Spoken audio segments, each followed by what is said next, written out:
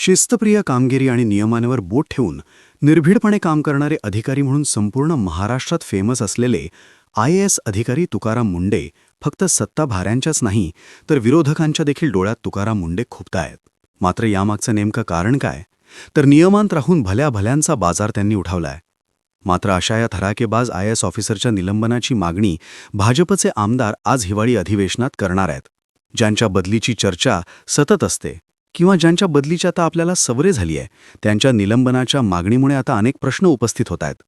त्यांच्या निलंबनाची मागणी करण्यामागे नेमकं कारण काय हेच जाणून घेऊयात आजच्या व्हिडिओमध्ये. नमस्कार मंडळी, स्वागत आहे तुमचं बोल मंडळी मराठी न्यूजमध्ये. आजपासून नागपुरात हिवाळी अधिवेशन सुरू झालंय. या अधिवेशनामध्ये अनेक मागण्या करण्यात येणार आहेत. मात्र यातली सगळ्यात चर्चेची मागणी भाजपा आमदार करणार असल्याची माहिती समोर येतेय. भाजपा आमदार कृष्णा खोपडे हे तुकाराम मुंडे यांच्या निलंबनाची मागणी करणार आहेत. स्मार्ट सिटीचे मुख्य कार्यकारी अधिकारी म्हणून नेमणूक नसताना देखील जास्तीचा कारभार त्यांनी स्वतःकडे खेचून घेतला आणि आपल्या मर्जीतल्या कंत्राटदारांना कोट्यावधींचे नियमबाह्य पेमेंट केलं असा आरोप तुकाराम मुंडे यांच्यावर केला गेलाय. त्याचबरोबर नागपूर महानगरपालिकेचे उपायुक्त असताना एका महिलेच्या तक्रारीची दखल न घेता तिला शिवीगाळ करत गैरवर्तन केलं असल्याचा आरोप देखील तुकाराम मुंडे यांच्यावरती करण्यात आलाय. आणि याच कारणांमुळे त्यांच्या निलंबनाची मागणी आज भाजपा आमदार करणार आहेत. मंडळी, तुकाराम मुंडे कठोर निर्णयांमुळे नेहमीच चर्चित असतात. फक्त सत्ताधाऱ्यांच्याच नाही तर विरोधकांच्या देखील नजरेत ते टोचतात. यामागे अनेक कारणं आहेत. तुकाराम मुंडे यांचा परखड बोलणं, सत्ताधाऱ्यांच्या दबावाला न जुमानता बेधडकपणे कायदेशीर कारवाई करणं, स्वतःच्या तत्वांवर ठाम राहून चुकीला चूक आणि बरोबरला बरोबर म्हणणं. त्यांच्या या स्वभावामुळेच त्यांचे अनेकांशी खटके उडतायत.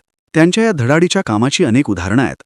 नागपूरला जिल्हा परिषद CEO पदी काम करत असताना नेमणुकीच्या पहिल्याच दिवशी त्यांनी एका शाळेतल्या अनुपस्थित शिक्षकांना सस्पेंड केलं होतं.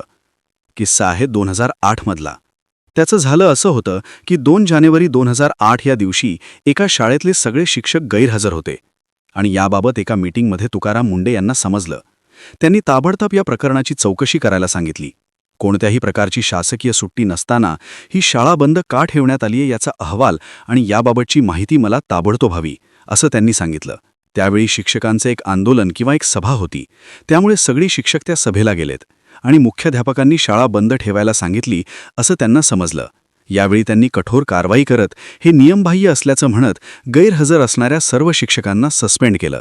तुकाराम मुंडे यांची बदली ज्या जिल्ह्यात होते तिथे एक वेगळंच वादळ घोंगावतं. कायद्यावर बोट ठेवत राज्यकर्त्यांपासून ते प्रशासकीय अधिकाऱ्यांपर्यंत सगळ्यांना सळो की पळो करून सोडतात आणि जनतेचे मन देखील ते जिंकतात. ते ज्या ठिकाणी जातील त्या ठिकाणी त्यांचे विरोधक देखील तितक्याच प्रमाणावर तयार होतात.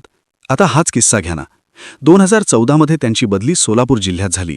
सगळ्यात पहिला त्यांचा खटका उडला तो म्हणजे मोहोळे विधानसभा मतदारसंघातील राष्ट्रवादीचे माजी आमदार रमेश कदम यांच्याशी.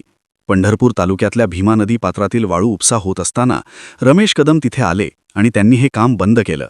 सोबतच तलाठ्याला मारहाण देखील केली. तुकाराम मुंडे यांच्या कानावर ही गोष्ट गेली आणि त्यांनी कदमांच्या विरोधात गुन्हा दाखल करण्याचे आदेश दिले. वाळू उपस्यामुळे मतदारसंघातले रस्ते खराब होत आहेत असं रमेश कदम यांचं म्हणणं होतं. मात्र गावातले रस्ते खराब होत असतील तर सरकार दरबारी जाऊन धोरण आणावं आणि आम्ही त्याची अंमलबजावणी करू, असं तुकाराम मुंडे यांनी ठासून सांगितलं. त्यानंतर रमेश कदम यांच्याबरोबर त्यांचे खटके उडतच राहिले. त्यानंतर त्यांच्या रडारवर आले सोलापूरमधले अभिजित पाटील. वाळू माफियांवर कारवाई करताना त्यांनी अभिजित पाटील यांना देखील चांगलाच धडा शिकवला. यावेळी अभिजित पाटील 3 महिने तुरुंगात देखील होते. एकेकाळी नागपूर महानगरपालिकेत अर्थसंकल्प सादर न केल्यामुळे तुकाराम मुंडे यांच्या विरोधात भाजपचे नगरसेवकांनी चांगलीच मोर्चेबांधणी केली होती. मात्र हा फक्त कळीचा मुद्दा होता. खरं कारण होतं तुकाराम मुंडे यांनी नागपूर महानगरपालिकेत लावलेली आर्थिक शिस्त.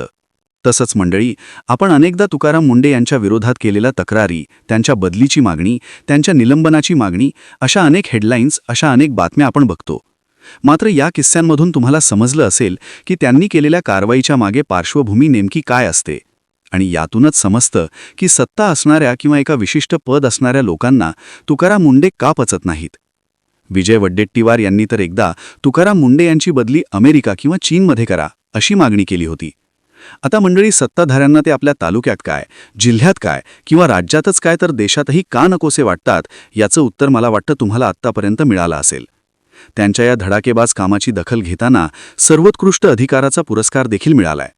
मात्र 20 वर्षात जवळपास 24 वेळा बदली होणं यातूनच समजतं की त्यांना पचवणं सत्ताधाऱ्यांना किती अवघड जाते. आता हे झालं त्यांच्या प्रशासकीय कारवाईबद्दल किंवा ज्या पद्धतीने ते सत्ताधाऱ्यांना, विरोधकांना किंवा चुकीचं काम करणाऱ्या लोकांना नडतात त्याबद्दल. मात्र वैयक्तिक आयुष्यात देखील तुकाराम मुंडे हे तितकेच शिस्तप्रिय आणि आपल्या तत्वांवर ठाम राहणारे आहेत. आपल्या ओळखीचा वापर करून किंवा पदाचा वापर करून मला कधी कोणी कुठे वशिला लावायचं काम करायला सांगायला नको, मला कोणाच्या खाल्लेल्या मिठाला जागायला लागायला नको, म्हणून मी कोणाच्या घरी जेवायला जात नाही आणि मी बाहेरची आमंत्रणं आणि भेटवस्तू देखील स्वीकारत नाही, असं ते स्वतः सांगतात. कुणालाच न घाबरणारे तुकाराम मुंडे मात्र एका माणसाला चांगलंच घाबरतात आणि हे त्यांनी स्वतः सांगितलंय. ते म्हणतात, माझे मोठे भाऊ अशोक मुंडे यांच्याबद्दल मला एक आधारयुक्त भीती आहे. मंडळी, वैयक्तिक आयुष्यापासून ते प्रशासकीय सेवेत असताना देखील नियमांवर बोट ठेवत कायदेशीर पद्धतीने कारवाई करणाऱ्या या अधिकाऱ्याला सत्ताधारी पचवू शकत नसल्यामुळे त्यांच्या निलंबनाची मागणी आता ते करतायत. या प्रकरणाबद्दल तुम्हाला नेमकं काय वाटतं हे कमेंट बॉक्समध्ये नक्की सांगा आणि आपल्या चॅनलला सबस्क्राईब करायला विसरू नका. धन्यवाद.